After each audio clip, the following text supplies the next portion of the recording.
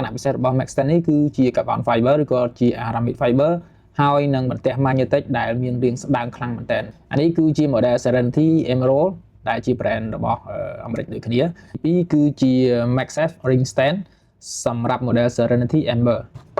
នៅខាងក្នុងនេះគឺយើងទទួលបាន ring stand មួយហើយយើងបើកទាំងអស់គ្នានេះគឺជាប្រទេសដែលយើងអាចបិទនៅលើទូរស័ព្ទរបស់យើងសម្រាប់ cache ដែលมันមាន magnetic អញ្ចឹងយើងអាចបិទដើម្បីឲ្យឆក់បានហើយនេះគឺជា ring stand របស់យើងតែម្ដងមានអក្សរ reptic កន្លែងនេះបន្តិចនិង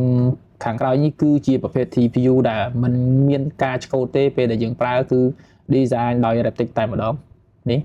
តោះអញ្ចឹងយើងមកមើលទាំងអស់គ្នាពេលដែលយើងដាក់ជាមួយទូរស័ព្ទផ្ទាល់តែម្ដង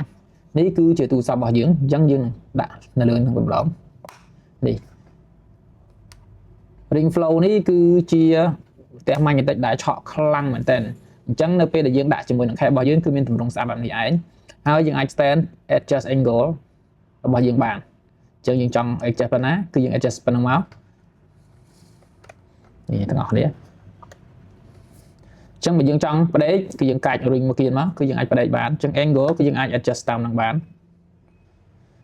លក្ខណៈពិសេសមួយទៀតនៅផ្នែកខាងក្រោយរបស់វាគឺយើងអាចបើកនេះបាននេះហើយយើងអាចសោកដៃរបស់យើងតាមទម្រង់ដែលយើងចង់បាននៅពេលដែលយើងកាន់ទូរស័ព្ទអញ្ចឹងនេះគឺយើងអាចប្រវល់បាននេះហើយពេលដែលយើងមិនត្រូវការប្រើយើងអាចដកចេញមកគឺវានឹងស្រូបចូលទៅក្នុងតែម្ដងហើយពេលដែលយើងដាក់គឺមានទម្រង់ស្ដើងបែបនេះគឺស្ដើងខ្លាំងមែនតែម្ដងហើយអ្នកទាំងអស់គ្នាអាចទិញជា set ក៏បានគឺមកជាមួយនឹង cache ហើយជាមួយនឹង ring flow នេះតែម្ដងពេលដែលយើងចង់អត់ប្រើគឺយើងអាចដកចេញបានហើយការឆន់គឺឆក់ខ្លាំងមែនតើយើងអាចមើលបាននេះគឺអត់ធ្លាក់ទេពេលយើងកាន់ទូរស័ព្ទគឺងាយស្រួលយើងអាចថត selfie បានក៏បានដែរហើយអ្នកទាំងអស់គ្នាក៏អាចស្វែងរកបាននៅគ្រប់សាខា US Store